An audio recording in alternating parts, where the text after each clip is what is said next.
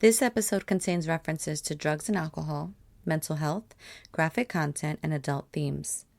The information provided in this podcast is for general purposes and for awareness and should not be considered professional advice. The views in this episode are explicitly ours alone. Furthermore, any references to any products, places, services, or organizations are not through endorsement or recommendation unless explicitly stated. We strive to be inclusive and candid. And now, on to our Season 2 premiere of Ride or Die, From Teens to Prosecco Queens.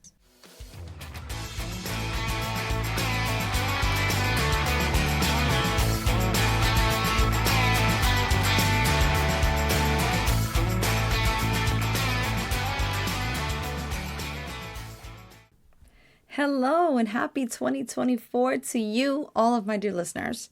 We are back for a new season and I am really excited. In case you don't know who I am or are new to our show, I am your host Teresa, the Forever Dreamer, and this is Ride or Die, From Teens to Prosecco Queens. Welcome to all.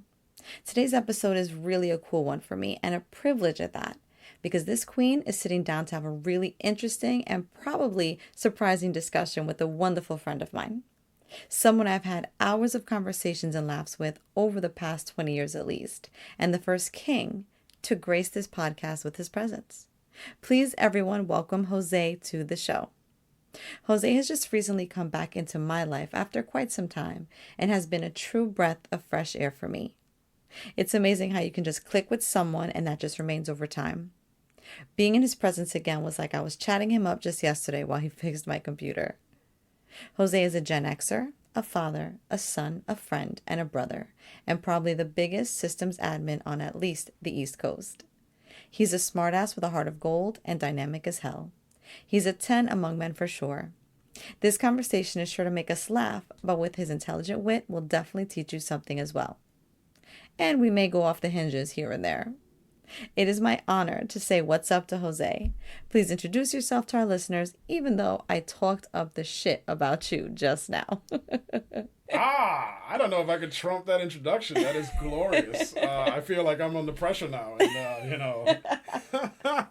I certainly don't want to let you down. But as far as the biggest East Coast tech, that's probably about right. 6'5", 300 and something pounds. I think I'm 310 now. So, Okay. I'm losing weight. It's coming down. Working your way back? That's it. I'm working my way down. I got to get under 300, but we're working out there. I'm good. Good. Good. I'm shopping at regular people clothes now. It's cool stuff. Yeah.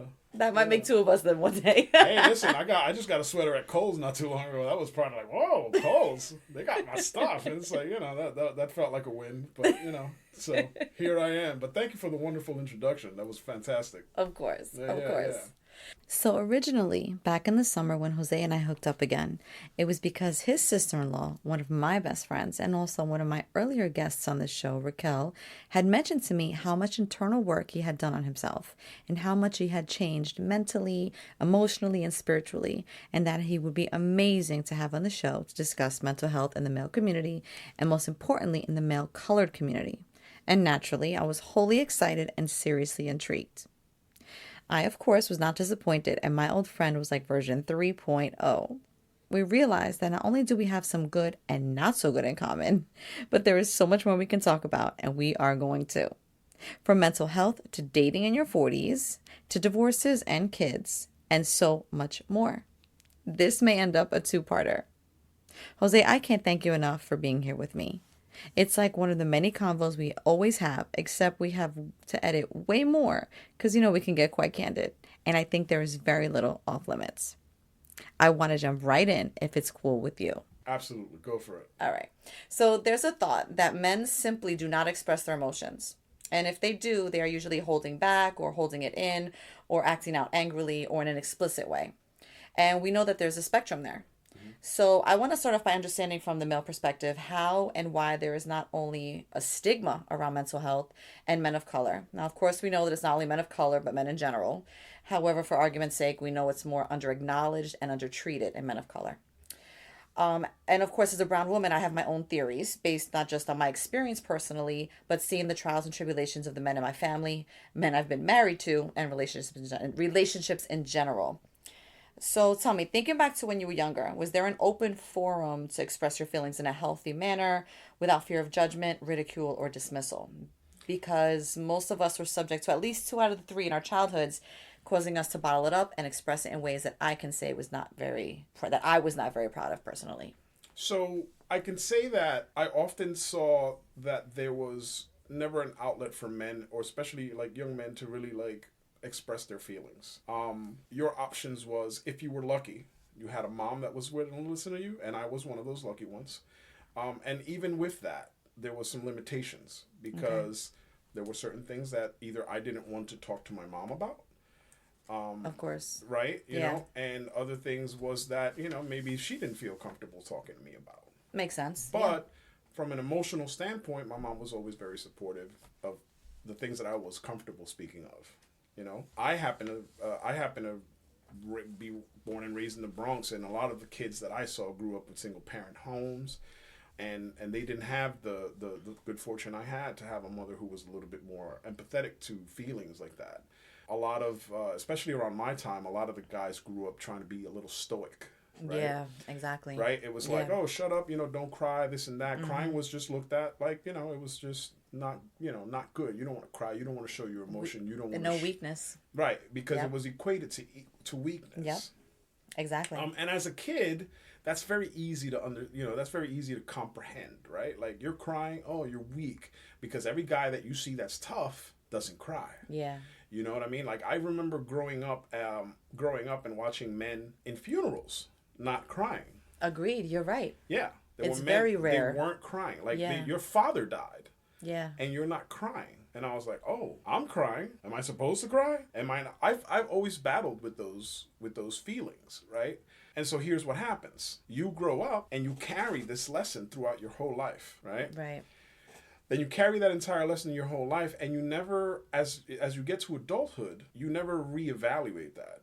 You never revisit this, like, thought process, Right. and see if it's working out for you. This is something that in general we don't do. That's where you see so much arrested development. You know, a lot of us become adults chronologically, but not emotionally. And it's seems like that's almost getting worse. Yeah, and a lot of that has to do with, you know, you know, everything could be speculative, really. Like if I talk to you about certain things, I could say, oh yeah, social media lends a hand in that, because social media, you know, social media paints this picture of the highlights of your life. Right. Right. And everybody's trying to keep up with the highlights of Yes. your life. Yes. But the day to day is like, it's different for everybody. You know what I'm Exactly. saying? It's like everybody's going through hard times. Everybody's going, maybe not everybody, but the majority of us are going through hard times just like everybody else. Right. You know, emotional struggles, financial struggles, etc. You know, parenting struggles and things Yes. like that. So, you know, I think that if you get to a point where you're a little older, in your 20s and your 30s, and you start reevaluating, like, why do you think about that? You know what I'm saying? Like, why do you think that crying or just being like emotional is weak? Yeah. Where did you get this concept from? And if you really think about it, like you're gonna draw an answer, and that answer is gonna be something akin to, well, when I was 7, That's right. this is what happened, and it's Yeah. like, yeah, does that still work for you? Yeah. Because I'm sure it doesn't. Exactly. Right? We were, and you know, a lot of times we say that's such a male thing, but it was us as females as well. We've talked about it on the show before. Yeah. That happens, and I don't know. Again, I think my kids' generation, I think your daughter's generation, you know, they're what are they? What are they? Good. So it would be Gen X, and then the They're next Gen one is Zs. millennials. Yeah. Right. They're And then Gen Z. Gen Zs would be after They're that. Gen yeah. Z. So our kids are Gen Z. Yeah. And it's really interesting because they're now able to be more open, right? They're able to, and I think a lot of that too is because we as in our generation, millennials and Gen Xers, I think that we're a little more cognizant now Yeah. of how we were raised Right. and that it wasn't correct, Right. right? That it's like they should be able to come to us as humans, right? Because a lot of times as kids, we weren't seen as humans. Yeah. Yeah. Yeah. We were just seen as a staple. You're here, we're feeding you. You're going to school, you got clothes in a home, that's it, Yeah. right? That's it. And then you grow up believing that until, like you said, reevaluate. And most of us don't even know to reevaluate because we don't have the tools or the mentality to Nobody do tells it. you to do that, right? Exactly. And so that's part of the problem is that, it's like, no, you don't, when you were a kid, your parents were infallible, right? Yeah. Like whatever they were doing, you felt like, oh, this is your parents and your parents know everything and this is who you listen to, and you are given the tools to live and be productive by loving parents, or at least, if you're lucky, right? Like you got some loving parents that are trying to do the best they can, and then you grow up and then you realize, oh, my parents didn't have all the answers. Or maybe you don't realize that. Maybe you still think that they have all the answers and I know they were right about everything, of right? adults who still believe that about their parents. Right. Yeah. And so if you grew up in that mindset, then it's hard to challenge that because it goes against all your whole belief system, right? Like it's really hard to grow up and have a core belief system and break that down and realize that, oh, it's been wrong the whole time, because it really disrupts your peace for a bit. Exactly. But you have to be comfortable with that. Like, I saw it's along these lines. It's very it's actually really funny because it's kind of a meme that I read almost, and what I found funny about it was along those lines, but it was funnier. It says something like, back in our day in the even the 90s, the 80s, if your aunt told you something, for example, like, what do we always say? Oh, don't swim right after you eat. Whatever it is, whatever the belief is, right? That passed down from generations with no basis at all. Right. Whatever it is, if your aunt told you not to do that. Now, there was no Google. There was none of that stuff that you could say, well, let me check this. Nobody knew that. Yeah. You went your entire life believing this. This is ingrained in you now. Like, why would you, but in our head, we're thinking, this is an adult. She knows what the hell she's talking about. Don't shower when there's a storm. My mother told me that my whole life. Yeah. To this day, I'm still scared to shower if there's lightning. Don't wet your hair before you go to bed. Yes. Stuff like that. Yeah. And so, and that's on a different level, but it's still along the lines of those beliefs that we get when we're younger from the older generations, that we feel like they gotta know what the hell they're talking about because they're older. I look now and I'm at my age and I'm like, damn. So my mother at 40, 41, my dad really did know much more than I did. You know what I mean? And maybe I know a little more because I'm a little more progressive. Yeah. In my own beliefs and in the work I've done. But when it comes to other stuff too, whether it be relationships or financial, when you're looking at your parents as a kid, you're like, man, what you see is what you think is. Yeah. Well, perception is reality. Yeah. What you're living, that's your life, right? It doesn't matter about anything else. So for you, it's like what's going on in my house is what life is. And and for me, it was like, oh, I guess this is normal. Whatever's going on is normal. Absolutely. So now I'm looking back at this age, I'm like, shit, that wasn't normal. Yeah. And it wasn't happy either. But normal, and normal can be good or bad. Healthy is what you're right. Healthy. Yeah. Is to me, healthy is what I consider normal. Exactly. And so that's what should be normal. But sometimes the normalcy is, it could be anything. It could be, getting beat every day. Yeah. Right? And it's all about what you normally see. Right. It's like some people, like, for instance, I like that. Normalcy is what you normally see. Yeah, what you often see, I should say. I don't want to define the word with the same word, but you get the point, and that's what it is. Whatever you used to becomes normal. Like some people fight being gay isn't normal. Well, what's not normal?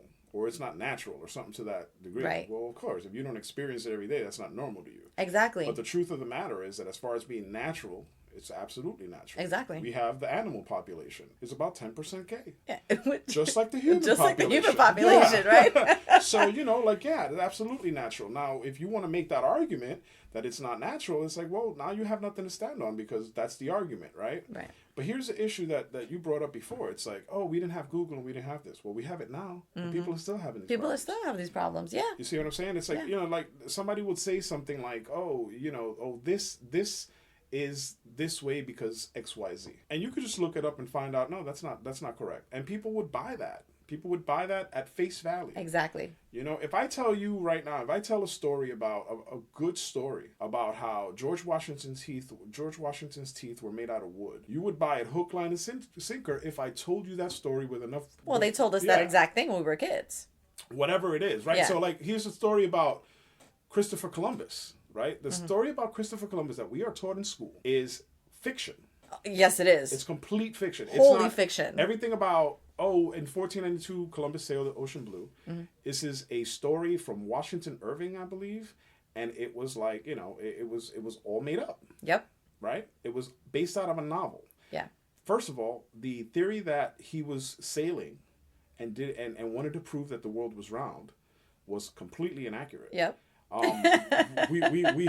We were hundreds of years already into. Yes. Yeah, we already figured out that the world was round. You know what I'm saying? And to this day, right, to modern day 2024, there are droves of people who still believe that the Earth is flat. Yes, there are.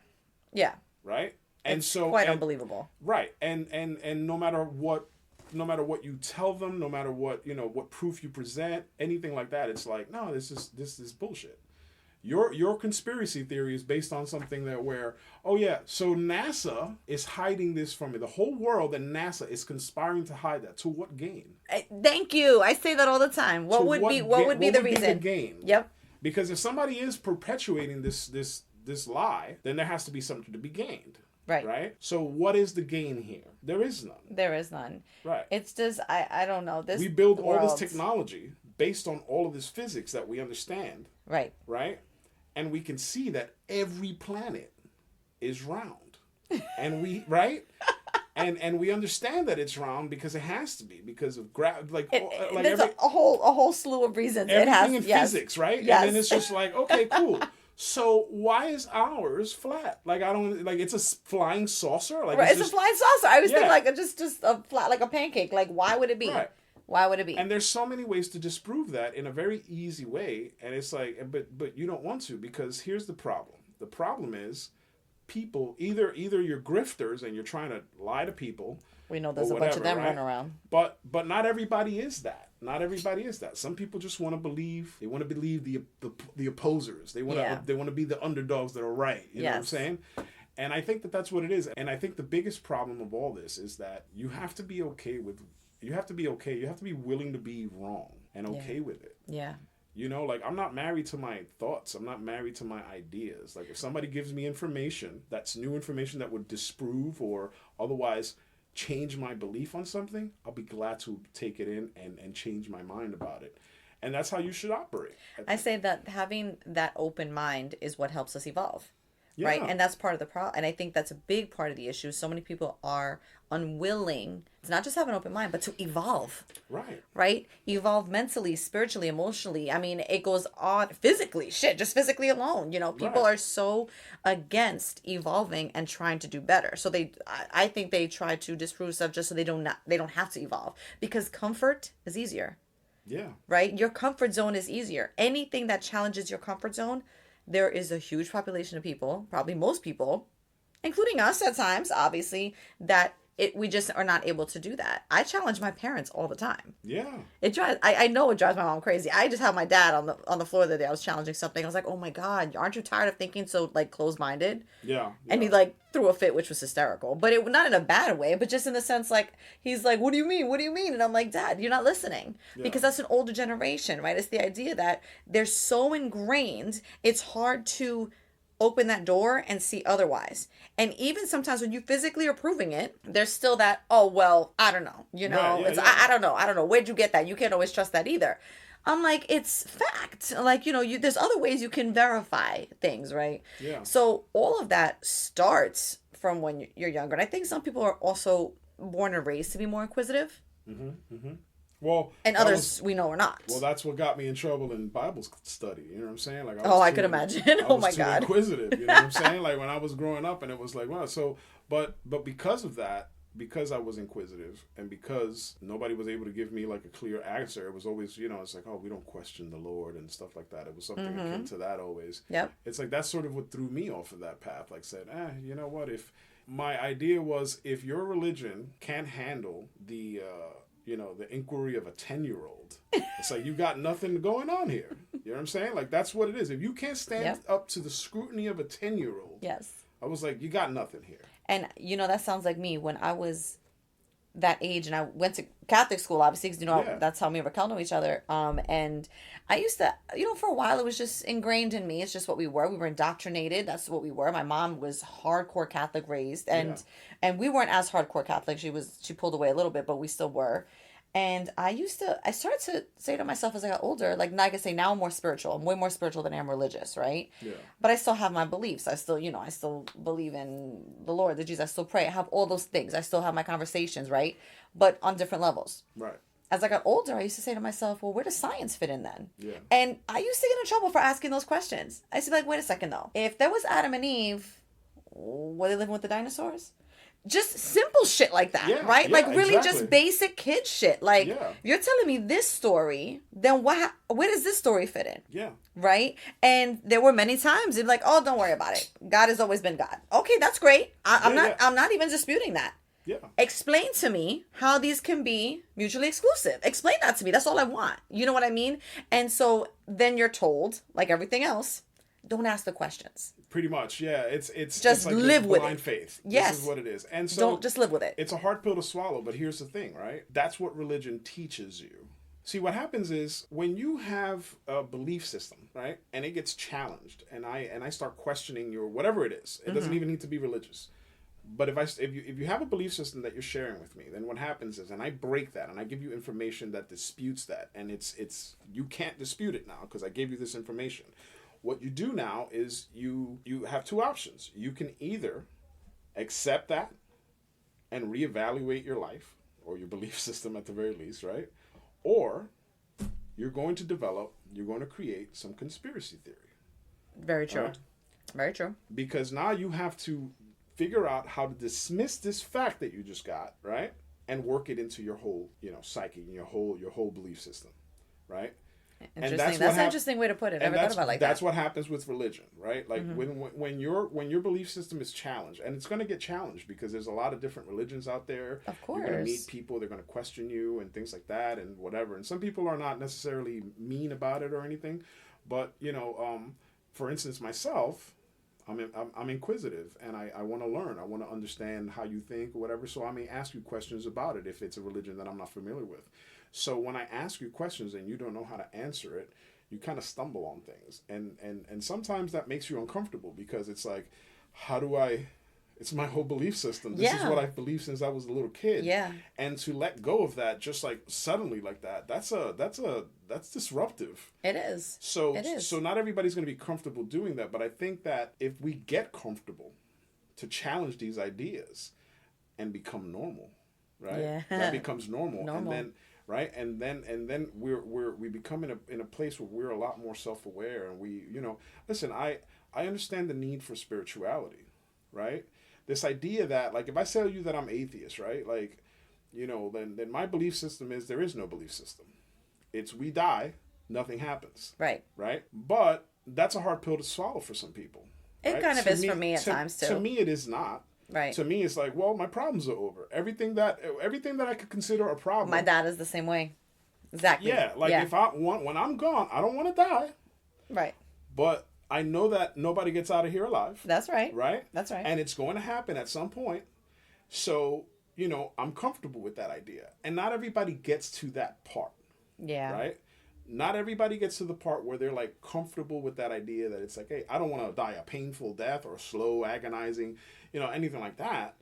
But I'm okay with the death, right? Right. And anything that happens afterwards is like, I'll deal with it. You know what I'm saying? Like, it's not exactly. It's what it is. Like, whatever it is, it's like, that's for the next time. Like, when I get there, I will deal with that. And if I got whatever it is, if it involves booking a hotel or whatever it is, I'm going to take care of it. It's like, I'll worry about it when I get to that side. Yeah, but I'm not going to start here. I don't feel like I'm going to be here with limited information trying to make plans about what's going to happen later.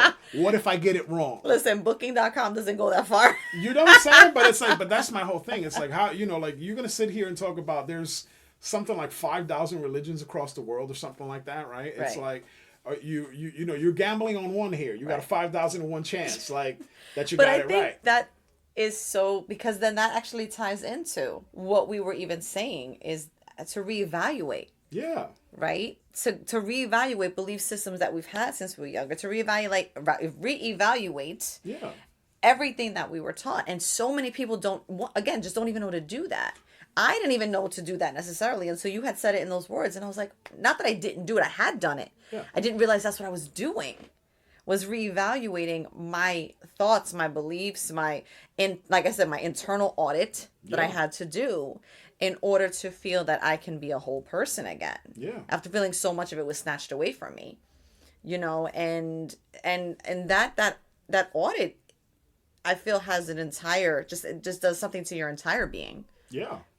And there are some people that are so, and again, I'll say a lot of older generations, they'll look at it and be like, oh, that's bullshit. Mm-hmm. That's bullshit. You are who you are, whatever. And you see a lot of miserable ass people walking the hell around. Yeah. Miserable ass people. Yeah. I got plenty of them in my family, like older generations is miserable. And they're like, they'll bitch about it, they'll complain about it.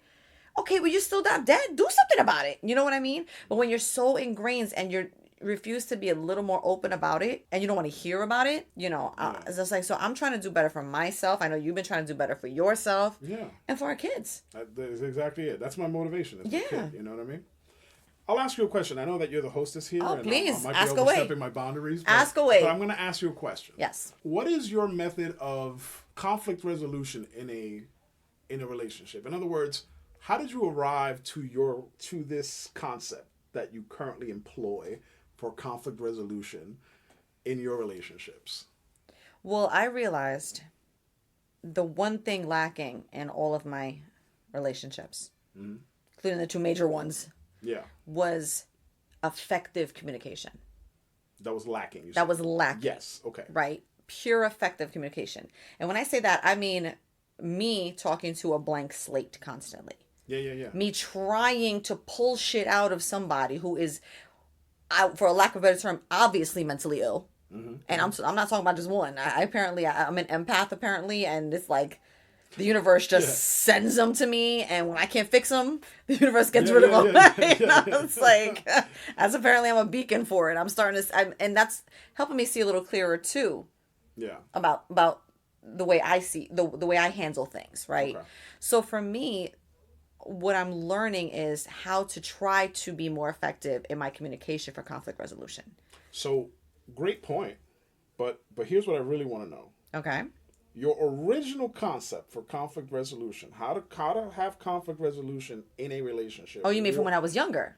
Right. Where did you learn that from? Oh, that's okay. How did you learn conflict resolution? Right? There was no conflict resolution. That's my point. The point is, what you probably happened to you was you saw your parents fight.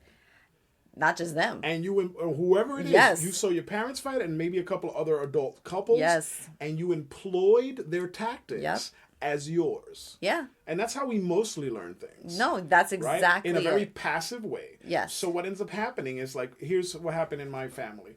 If you fought, you had a couple of words, yappy, yappy, yappy, yappy, yappy, yappy. You go to your corners and everybody stops talking. That's it. Right? Yep. You stop talking, I'm mad at you, and depending on the severity of it, it could be a couple of hours to a few days. Yes. Right? Of just tension. And then at some point... tension and quiet. Yeah, and then at some point... yes. Everything gets resolved, right? But it's a sweeping under the rug. It's a sweeping under the rug. That's all that it is. And the way that you know that it's resolved is because suddenly they're talking like nothing happened. Yep. Right? Exactly. If there was something that happened in the background, we don't know about it. Not when you're a kid. Yep. Right. So from your perspective, what you've realized is that, you just pretend nothing happened and just start talking. Exactly. So guess what happens? Exactly. 2 marriages in, and that's the tactic I was employing. Exactly. If I was mad at you, I yell, I say whatever it is, blah, blah, blah. We kiss and make up at some point and act like nothing ever happened. What's interesting about that, yes, you are completely correct. Yeah. I've talked to my therapist about it. I've said on other episodes, she specifically said to me, can you give me one couple in your life that you would like to emulate? I was like, nah. Yeah. No. As I'm older now, I realize those weren't not one. There was not one healthy relationship among me. Yeah. Again, normal maybe. Yeah. Not healthy. Yeah. Right? So, yes, 2 major relationships in. And it's like, I'm trying to do better for myself. Yet I am with these men, or men-ish, who... men-ish. who, at this point, are also raised where all their families do is sweep all the shit under the rug. Right. Old school thinking. These are Hispanic men on top of that. Yeah. Ish. And there's a lot of ego in that. Yes. And it's kind of like, oh, I'm just used to hearing my dad say what he's going to say. My mom said whatever. There's some slamming of the doors and boom. And that's it. So now when Teresa, when I'm trying to have a conversation with you and now I'm looking at you like there's nothing there. It's like talking to a wall. Now I'm getting pissed. Now here I go employing the one thing that I've always seen. Right. Is the screaming at the wall, expecting the wall to answer you. And all the wall does is sink back into I'm a little boy. Yeah, yeah. Who doesn't understand I have to speak, right? Like I have to say my piece. I'm a kid again who's listening to the arguing, and the best way to resolve the arguing is to not say shit. Yeah. Right? And that's just a cycle that we perpetuate constantly. And we lie to avoid the confrontation. Yeah. Like if I have something to tell you that's you know, if we're in a relationship and I have something to tell you that I know that's going to upset you, oftentimes I just wouldn't say it because I don't want the conflict. Right, exactly. So then you shy away from having a necessary conversation because you're worried about the repercussions of the response. Exactly. And you don't want to deal with that. And so it's a two-part problem, right? You need to your conflict resolution, right? It all starts with communication. And communication is like, people say it all the time. It's like, oh, yeah. Like people say, oh, yeah, communication, just talk. Yeah. But it has to be very specific. It needs to be addressed in a way where it's not you versus me, right? Right. It's you and I versus the problem. And I know that people have said that many times. This is a quote that people have said and everything, but there's nothing more true. Yeah. And it's like we are on the same boat paddling in the same direction. The second that we start fighting with each other, it's mutiny. Yeah. You understand what I'm saying? Yeah, completely. Like it's like that's what it is. It's like listen, I'm not saying that there should never be a fight between a couple. There's always going to be an argument or a disagreement. But when that becomes the norm, when that becomes the go-to de facto standard of your relationship, and it's like it's just going to be doomed. Yeah, agreed. You know what I mean? Agreed. Especially if you don't have proper conflict resolutions, like you haven't talked about that. You haven't talked about it's like how do we disengage when we get too hot? You know what I mean? Like all of these things. You got to have these conversations, and it's like, and know how to be expressive, how you feel, and how to validate somebody's feelings and not dismiss them. When there's a lot of things that you have to take into account to have a successful relationship. That's what everybody wants. Right. Everybody wants. We're here for connection. Yeah, exactly. Right. Exactly. This idea that we're going to be like, you're going to be like, with girls and this and that and whatever. It's like, look, that was fun when you were 18. Chasing skirts and, getting your body count up. I get that. You know what I'm saying? Exactly. But, at some point, it's like, you grow up and you start realizing it's like, oh, man, the good stuff is not that. That's not the good stuff. When you have a real good connection with somebody, I'm like, look, I'm dating now, but my purpose is like I'm trying to fall in love again. Yeah, thank you. Now, that doesn't mean that, I'm going to, fall in love with everybody or whatever, or I'm like, thirsty for that, whatever. If it doesn't happen again, it doesn't happen. It's what it is. But it's like, but that's my objective. I was talking to this person and... Oh, wait, I say this person. That sounds very open-ended. A man. Yeah, I got you. Yeah, I was like, let's not throw that out there, too. I'm glad you had to clarify that. I was like, let me just clarify in case. Uh-huh.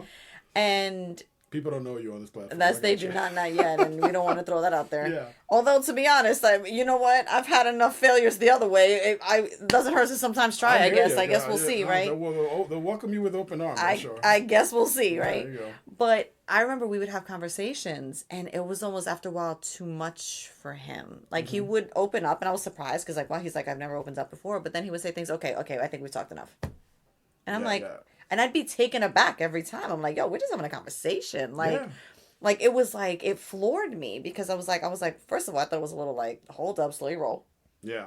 Like, shit doesn't just get cut when you think it needs to get cut. And me, some women would be like, oh, okay. Me, I'm like, what the fuck? Like, why is it you telling me? You know what I mean? That's just enough. I'm like, look, if you're uncomfortable, say it that way, right? Yeah. If you're uncomfortable, listen, you know what? I think let's take a step back. We get a little deep here. I'm a little uncomfortable. But nobody is taught how to communicate that way. It's just, I'm going to say what I want to say.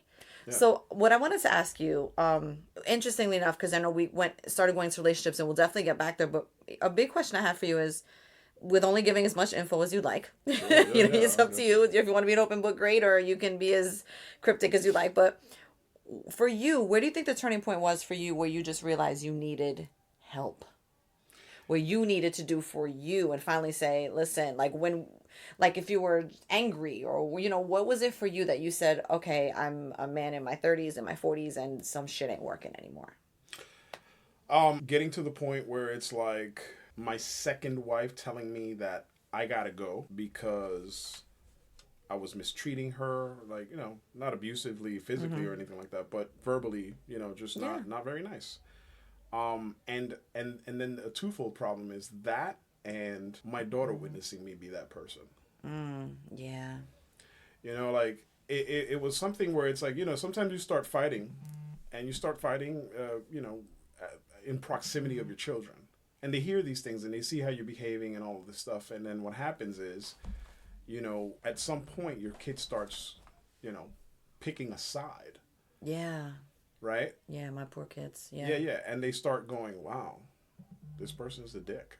Yeah. For lack of a better word. No, whatever, they're very intelligent. Yeah. They don't have to see it. They're not, they don't have to say it to see it. They know. Yeah. They know who's being the aggressor and all of that stuff, they and do. who's being unfair, who's being mean, and all that stuff. Yeah. You know what I'm saying? And it's like, and I that broke my heart. Like just understanding that my daughter's seeing me as this like ogre kind of guy. You know what I'm saying? It's like I never want that. You know what I mean? Like my whole mantra is be the type of man that I want my daughter to bring home to me one day to meet. Yeah. You know what I'm saying? Like if I like that's how you are a role model. You're a role model to your kids, whether you want to be or not. Ladies, he's single. Just saying. Maybe make this like the dating game. Don't get me in trouble like that. Anyway, I feel you though. No, I feel you. Yeah. But that's it, right? Like that's my daughter. Right? Like that's who I'm raising to be a productive member of society. If she sees me like that, you're gonna get a bad taste in your mouth about all men. Who you telling? You see what I'm saying? It's like I cannot do that to her. I cannot do that to me. Yeah. You know what I mean? So, that's what really changed. And I said, I got to get help. And that whether, therapy, whether that was, and I was, granted, I was in a very deep depressive state around that time, like especially during COVID, and I'm at home cooped up and everything. And it's just like, I'm not saying that that's an excuse or a reason for my behavior or what it is. No, but that was also normal. But that was normal. At the time, too. Yeah, that was normal. That felt like this is what we're doing. And, there was a lot of ego. Yeah. Because that's the thing, too, right? Like, you grow up and you start listening to fights amongst adults, parents, uncles, and aunts, right? And there's a lot of, like, ego in that. Yes. And so sometimes you kind of, you start faking that. Like, you start feel like... I remember one time I was... a girl said something that I was dating. I was in high school. And she started talking on the phone with me about... Actually, she didn't start talking to me. We were having a conversation. And a girlfriend... Like, this was when we were using payphones. So she was calling me from a payphone outside, whatever. And so I'm in the Bronx. And some girl comes around, one of her friends or whatever. And they start talking about this cute guy that they saw at the bodega or whatever. Now, I'm not paying any attention to this. I'm like 15, 16 years old around this time or whatever. And I remember like listening to this. And then at some point it just clicked to me. It's like, ooh, am I supposed to like feign jealousy here? I'm not jealous. Oh, yeah. So she was one of your girlfriends. I think I missed that. One of your girlfriends. Yeah, one of my girlfriends that I was dating in high school. Oh, yeah. Nothing serious. It wasn't like, we were like romantically involved for months or whatever. Right. But, we were just talking. Things were cool, Got whatever. We were dating. Puppy love kind of stuff, what I mean? And I remember I was like, am I supposed to act jealous here? I don't know, because this is what I typically see dudes do. And I just started like, feigning jealousy, right? Wow. And I was like, yo, are you going to talk to these, how you talk to your friends like in front of me about these guys or whatever? Like, I didn't even know where to start. And she just shut it down immediately. She was like, like, nah, we ain't going to do that. You ain't going to be over here telling me what to do or whatever. I don't even remember the conversation. And I realized, man, I fucked up the puss like that. I could have totally like shut up about it. Like, you know what I'm saying? Like we were close, Yeah. And so I remember like that was the feeling. Like I was like, man, I'm acting like an idiot. Yeah. I was like, I'm not jealous. And to be honest with you, I've never been jealous. Like that's just not a thing. That's a very egotistical thing. I'm not, that's just never really been my thing. Like it's like this idea that it's like, oh yeah, you slept with other men or whatever. Like that never really bothered me. Like, you know what I'm saying? It's like as long as there's honesty in it, and you're not trying to do anything deceptive, or you're not trying to act deliberately like do me dirty. Because that's the thing I pay attention to. I don't pay attention to like what you do. I pay attention to your, what your intention is. You know what I mean? That makes sense because that's how I'm getting now. Now that I'm learning more, that's how I am now. Yeah. Like, what's your intention? What's your intention? You see what I'm saying? Exactly. It's like, if your intention was to hurt me, then it's like, cool. It didn't work, but fuck you. Exactly. You see what I'm saying? Yeah. So that's where I'm at with that. And I've always kind of been like that. Maybe when I was younger, I wasn't able to quite capture that into words to like express it. But, being older now and sort of revisiting all these things is now like, oh, okay, cool. And that's where you get, like, you just start understanding where your belief system is. And I think that everybody's belief system needs to be kind of reevaluated at some point, whether that's religion, whether that's relationships or whatever. It's like, reconsider the information that you have, revisit these things, and go about it. Like, you might be wrong.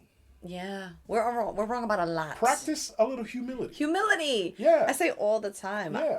It doesn't mean that you don't get to. It doesn't mean that you're not the best. It doesn't mean that that you're not good at what you do or any of that. This is just a human evolutionary thing. Like, we're supposed to do these things. I always say as I get older, I've noticed a few things. People, and I'll say people, but I don't have a lot of female friends necessarily. Yeah. I have more male friends. Mm-hmm. I have a lot of female acquaintances, people that I can go and hang out with, talk to, see all the time, whatever, right? Sure. And because I tend to get along because I'm very open-mouthed, I'm not as judgmental as I used to be, right? I've learned that's, I didn't know that's what I was, Yeah. right? I didn't realize, but I was raised with very judgmental female voices. Yeah. Absolutely. So you learn things that you didn't realize that was not correct, right? Yeah. So as I've gotten older, I've been told, man, I don't feel like you're judging me and stuff. Now, I'm sure any ex-husbands might say the opposite, right? But it wasn't necessarily like, oh, it started out like that. It was kind of like, well, I'm giving you kind of what you're giving me. You know what I mean? It was like, if I'm going to judge you, it's because I'm probably judging the lack, right? Or whatever the case may be, right? It could be, who the hell knows at this point? I don't think I've evaluated those situations. I think I more evaluated myself. Yeah. What I've seen a lot, not just, and a lot in the older male population, is a lot of the times it's just in general not having that role model necessarily to say to, not just you got to be a man, meaning straighten up, stay straight, don't show weakness, provide. That's a whole different type of be a man. Right. Yeah. It's that other side of be a man. Yeah. Keeping an open mind, evolving, learning, changing, being there spiritually, emotionally, whatever. And when you can't be, learn how to be. Yeah. Right? Yeah. There's just such a deficit, I think, in that. And it makes me a little nervous because it's like these are the generations that are bringing up the younger ones. And I've obviously have seen a difference in a lot of it. Raquel and I had the conversation. A lot of it we think has to do with some of the social media where you can connect with people on these levels that you weren't able to before. Yeah. So you can feel like you can be a little more open about who you are, what you are. They have no problem expressing and saying who they are very openly. I don't know who the hell I am. I'm almost 41. Yeah. You know what I mean? Like, I had my therapist say to me, who is Teresa? And I was like, no one's ever asked me that before. I always felt maybe I was conforming to other people, right? My entire life, I was what you wanted me to be. We have this need to please people sometimes. Yeah. And sometimes it gets to a point where it's unhealthy. For real. Yeah. And that's codependency and that neediness. It got to the point that, again, it wasn't until recently that I even learned about codependence. And I was like, oh my God, that makes sense. I got a whole codependence thing going on. It's like sexually speaking. Oh, that's a whole nother issue. Men really it's very easy to become codependent and not even realize it. Yes. Right? So I'll tell you a story about sexuality. Okay. Right? For a long time, sex to me was like how I was able to keep my thoughts bottled in. Right?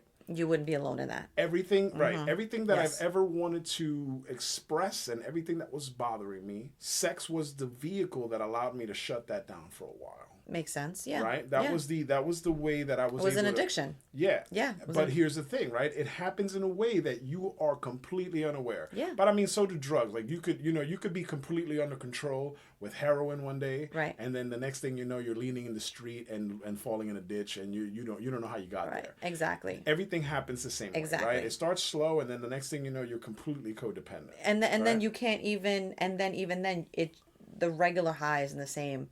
And it just escalates. So, but here's how it works out. Here's how it at least manifested for me, right? It was like, okay, so I'm having sex, And, you know, as long as I'm having sex and it's good sex and everything's great, cool. Everything's cool. There's no fights. There's nothing going on. Right. Life is good. It's beautiful. Boom, boom, boom.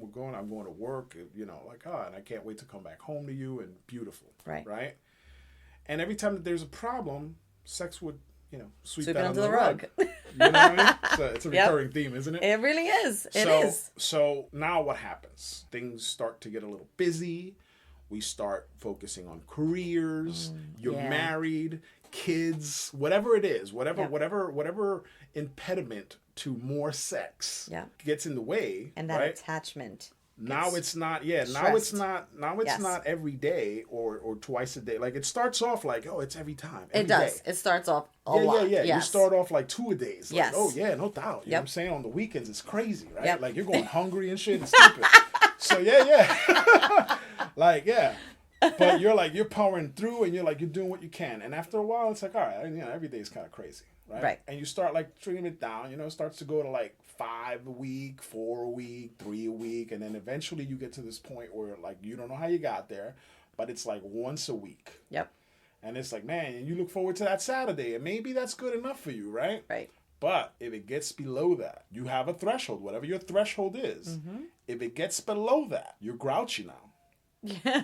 And everything sets you the fuck off. Everything is starting to eke out. You're idling you're idling at 80 right now. You're saying, you're like, but whatever. So, like, whatever it is, you know, you just bomb a flat tire or whatever it is. It's just setting you right off. Fuck this shit. You know what I'm saying? And you come home and you're taking it out on people that you love and everything. It's like whatever, and you don't even realize that that's what it is. Yeah. It's like being hangry, right? Like, you know, exactly. Yeah, exactly. So you start reacting in a way where it's just like irrational and things like that. And I mean, it wasn't until 2 marriages failing that I started realizing, oh, I developed a coping mechanism. Yes, exactly. And that was it for me. And I didn't know that. Exactly. That's scary shit. It is scary because you realize this is exactly how people get hooked to drugs. I was just gonna say, and alcoholism too. That's exactly what it is. That's what it is. So now all of a sudden you're having sex not for the connection, it's but to for suppress. The, it's to but suppress for the everything. suppression. That's it. Yeah. Yep.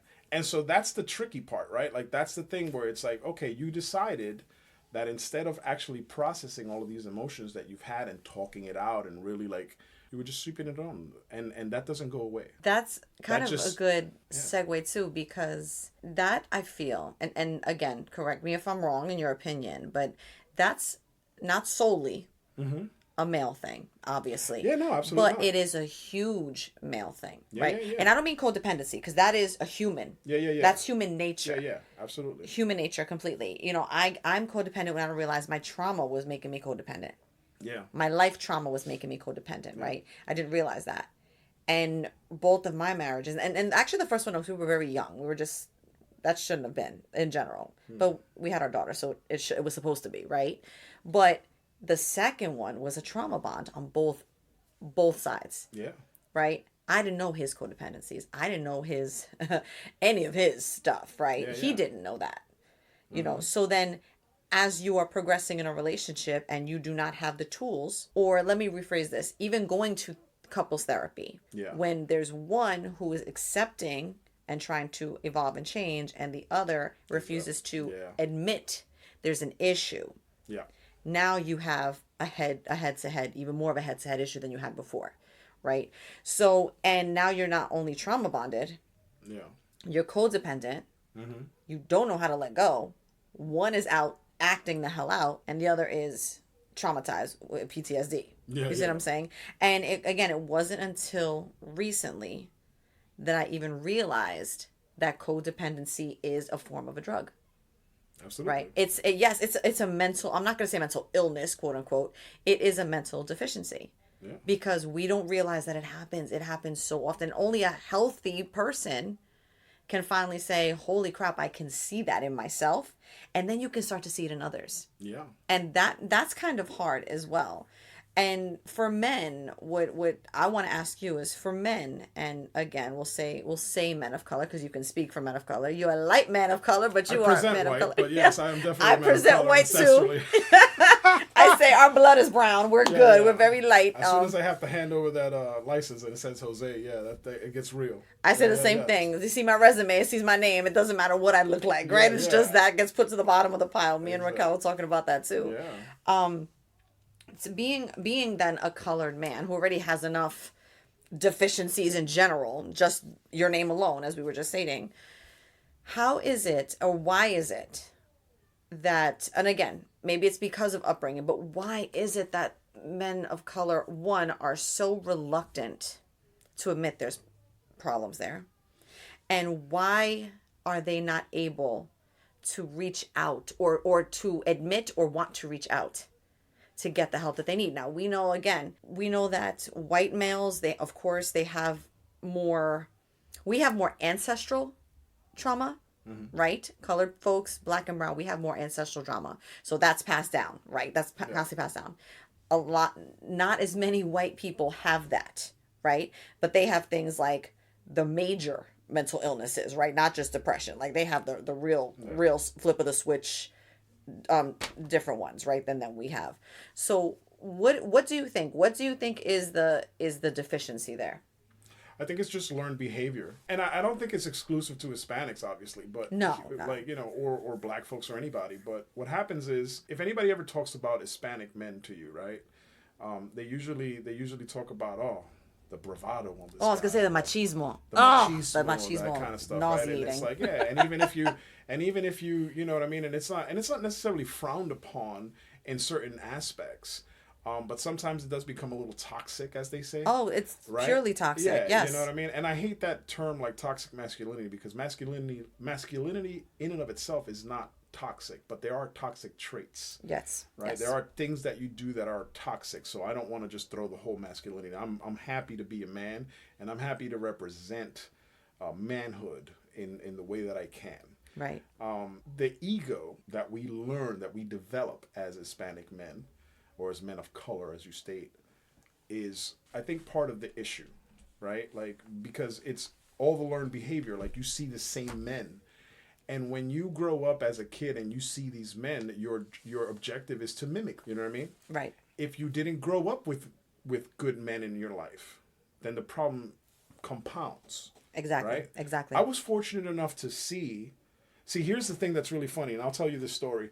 I was fortunate enough to see good and bad, meaning that there are a lot of men of substance in my family and around and even friends and things like that. So I was fortunate enough to see good quality men who were always even keel, very measured in the way they speak, very, you never see them upset. You not necessarily see them cry, but you never see them like lose their shit. Oh, okay. Right? Yeah. Yeah, I have a bunch of them in mind too. Right. Yes. So, as I grew up, that didn't look fun, right? You look at these men kind of like, I don't want to be that guy. I want to be like this guy. Whoever it is, whether it's your dad, whether it's an uncle or whatever, you want to be the guy with the bravado. You want to be the guy, the guy that's the sweet talker, that's the sharp tongue, that's the, he ain't taking no shit, because that's what your ego craves. It's like that for females too. Yes, yeah, and you're right. Right. So here's the thing. Like, women always say, it's like, oh, I want a nice guy. You don't want a nice guy. What you want is the bad guy to be nice to you. That's oh my God. Yes, you're right. Yeah. That's exactly it. So I never want to be the nice guy. I want to be a good guy. Yeah. That's what I want to be. I want to make sure that you understand that there's no fucking with me in any capacity. Not verbally, not physically. I am unfuckable with. You understand what I'm saying? So from that perspective... That's the tattoo you should get. Yeah. So from that perspective, it's like I need to have that certainty about myself. You understand what I'm saying? So according to the Substance Abuse and Mental Health Services Administration, or also known as SAMHSA, apparently, service cost or lack of insurance coverage was the most frequently cited reason for not using mental health services across all racial and ethnic groups. Yeah. Unfortunately, we know that that's a huge problem, right? So it's not even just machismo on top of everything else. It's lack of resources. Sure. Lack of education. Absolutely. Lack of want to. Mm-hmm. Because one thing I have noticed with men around your age specifically, because unfortunately that's my dating pool now. I've noticed. Congratulations. I know, right? Lord Jesus help me. is they're extremely self-aware. A lot of them are extremely self-aware. Yeah. But have the lack of will and the lack of want. Yeah, I have noticed that in a few, in a few cases. I have noticed that with women too. I'm not saying women are devoid of this. Yeah, right? yeah. I'm just, I'm just laying out my perspective too. It's that, it's that same idea that it's, that we touched on before, where it's like, when you go to therapy, that the outcome is going to be that you may hear something that you don't want to hear. Amen. And being wrong it's not palatable for a lot of people. So, this is why I say it's so important to put your ego aside for a second. Someone said to me, I won't obviously say who, but someone said to me, I am scared to change because I don't think people will like me if I'm a new person. Regardless of the fact that people weren't really a fan of this person the way they are now. Yeah. But they're so scared to change. And I keep saying it's not about changing. Yeah. It's about improving. It's about just opening your mind and saying, okay, I could be better. And we all could be better, right? We all could do better. We all could treat others better. I was like, why live in a mental misery when you can just adjust your way of thinking? Here's the truth is though that it's like, I'm 46 now. Through the course of my life I've lost a lot of friends. Not through death or anything. Yeah, I just mean like I've outgrown a lot of them. Yeah, agreed. You're gonna lose friends if you when you focus on your career. Yep. Right? Because that's what happens, right? Like you get out of high school, you start working, whatever, you have your second childhood in your 20s, now you got a little money and you start partying and all this stuff, right? And then at some point, you might meet somebody and things start to get serious. And now you're considering marrying somebody, maybe kids, whatever it is. And now it's like, well, I gotta, at least that was my thing, right? Mm-hmm. Like, okay, I met somebody. It's like, I want to get serious about my career because she's serious about her career. And, I don't want to fall behind and not, be that dude. You know what I'm saying? Right. And I always had this thing where it's like, I got to make sure I don't want to be broke. I don't want to be this bum ass dude. Like, you know what I'm saying? That was my thing, right? So I had to figure out how to get something going, for myself. And I realized, and at that point, I've already been working for years, and I knew that it's like what I was doing wasn't working for me. So I had to kind of come to the conclusion that I needed to find something, or I came to the conclusion that I needed to find something to do. And when I started evaluating all my options, I think that what I arrived to was a crossroad where I said, I'm either going to be a chef or I'm going to be in IT, right? We had that conversation a long time ago. I remember that now. Yeah. Wow, yeah. And so the deciding factor was that I was fat and I hated the heat, right? I love cooking, but being in the summer in a hot kitchen, that sounded like hell to me. It sounds like hell to me. Right. Like all day, 12 hours, whatever. Like even if I was an executive chef, it's like, nah, I'm good, bro. I'm not, that's not where I want to be. Yeah. So IT was it for me.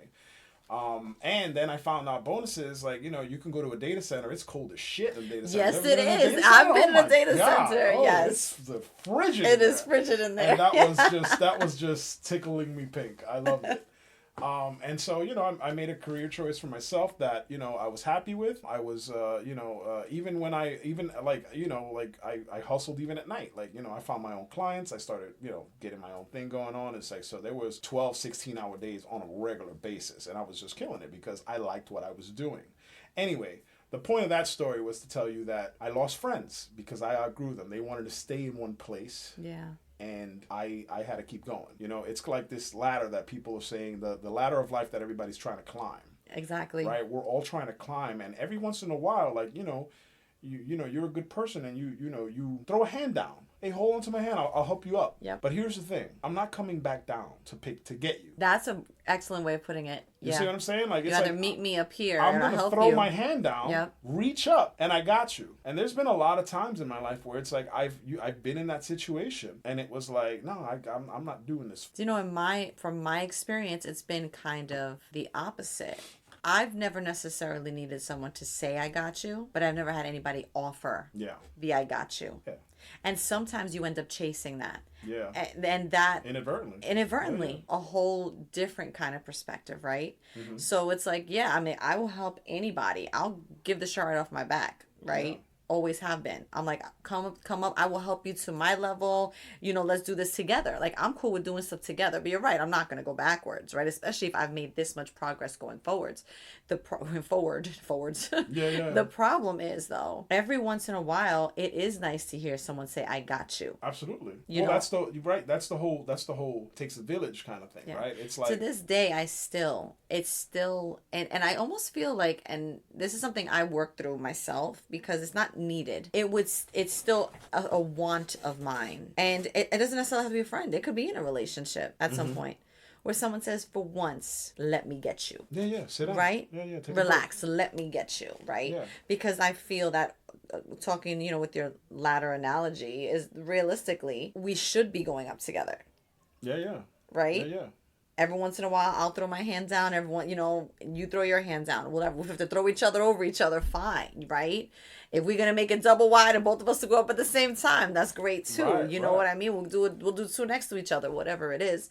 And I think so. In that respect, it's always great to be able to tell other people I got you. But every once in a while, that's exhausting. And every once in a while, it's like, when is someone gonna say I got you? Yep. And even though I have progressed in my journey, in my mental health journey, in my emotional, spiritual journey, even though I've progressed to the point that I'm like, I don't really need that shit. Sometimes it's just human nature to want it. Well, I got news for you. Men have that need too. Okay. And not necessarily monetarily or anything else, but it's like, it's one of the love languages. They say acts of service. It's acts of service. Yeah. See what I'm saying? Yes. And so what happens is that, it's nice to be taken care of. It's nice to know that there's somebody who's looking out for you, and their generosity is displayed. When you're a man, specifically, and I'm talking about from my perspective, when you're a man and that you're expected to provide, and by provide, it's financially. I'm providing security.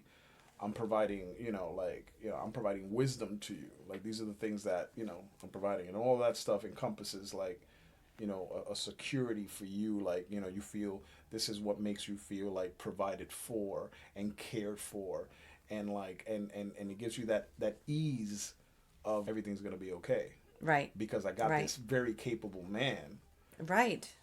Who, if I fuck up, it's gonna be okay. It's gonna be okay. Right? Like, it's the safety net idea. Yeah. You know what I'm saying? And so what happens is, men generally don't feel they have that. So there's a stress that comes with that to say, if I fuck up the bag, all is lost. Yeah, I could see that. And so that comes with like some emotional like baggage as well. You know what I'm saying? Yeah. Like, it's like, yeah. And so, like now it's like, even when I try to date, it's like, like there are a couple of things that I'm looking for. And one of those is like, I need to have a woman who's intelligent, for starters, because number one, most of the stuff that we're going to be doing is talking. So which should be, of course. Yeah, we're going to talk a lot. Right. And so, you know what I'm saying? If we're going to have a healthy relationship, we want to communicate well. And I don't want to have to, break everything down to a third grade level because you're having problems keeping up. You know what I'm saying? So that's number one. Read a book. Just read a book. And when you have an intelligent woman, she's going to challenge you. She's going to challenge you. She's going to question you. Right. Yes. She's going to challenge you. She's going to question you. And you are, you're both going to be beneficiaries of that constant, discussion. Right. You know what I mean? And it's like, okay, cool. Because, if she's career-oriented and she's goal-driven, you know what I mean? It's like, okay, cool. Like, men tend to match energy, That's exactly correct. Yeah. I've been learning that, too. Because here's the thing, right? Like, if you as a man, like, here's part of where your ego is healthy, right? Like, it's like, here's where I like to let my ego get the best of me. It's like, if you are killing it at work and all that stuff, it's like, I don't want to be that dude that's not, where my wife is going, yo, what's up, bro? Yeah. You know what I'm saying? You ain't killing it no more. What's happening? Yeah. Right? And so I don't want to do that. Now, if I'm doing okay. I'm good. You know what I'm saying? So I'm not worried about that. But what I'm saying is, like, I have a need to make sure that I'm keeping up, that I'm pulling my weight. Right. That makes sense. Now, if you get to a point where you're making $250,000 or more or whatever like that, like, you know what I mean? And it's like, and I'm only making like 180. Only 180, huh? But what I'm saying, it's like, then I'm good. It's like, hey, look, it is what it is. You know what I'm saying? It's like, no, I don't have any problems with that. Even if you're making $1 million a year. Yeah. And I'm pulling in 180. Yeah. I don't care. Like, I'm doing what I set out to do. I got my goal. Exactly. You see what I'm saying? So, like, if you get to that point where it's like, okay, cool, then that doesn't bother me anymore. However, now I got to find ways to make sure that I'm supporting you in the sense that, like, hey, it might make more sense for me to be a little bit more supportive and quit my job to make sure that you're making, because you're making substantially more money than me to some degree. So, like, that's where that applies. It's like, for me, it's like I'm always going to let that ego, try to make me a better person for me and for you. As opposed to making that ego destroy you. Exactly. As opposed to we be know like, that as the popular way to handle it. Yeah, the ego shouldn't. Your ego shouldn't be convincing you that you need to stop her progress. That's exactly. You know what I call it? The anti-ego. Yeah. Yeah. It's like you're hurting both of you. Yeah.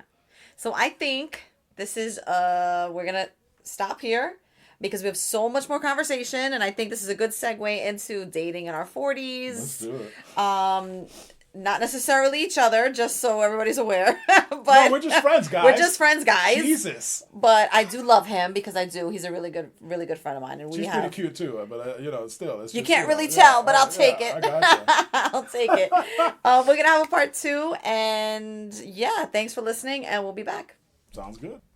Thank you all so much for listening to this first episode of the new season. Don't forget to come back in February for part 2 of this thrilling and wonderfully enticing episode discussion with Jose, where we're going to laugh and have a lot of fun. Don't forget to hit me up on ProseccoQueensPodcast@gmail.com. Also on IG at Prosecco Queens Podcast. We are also on YouTube at Prosecco Queens Podcast, where you can listen to our episodes also. Looking forward to this new year and all its new possibilities.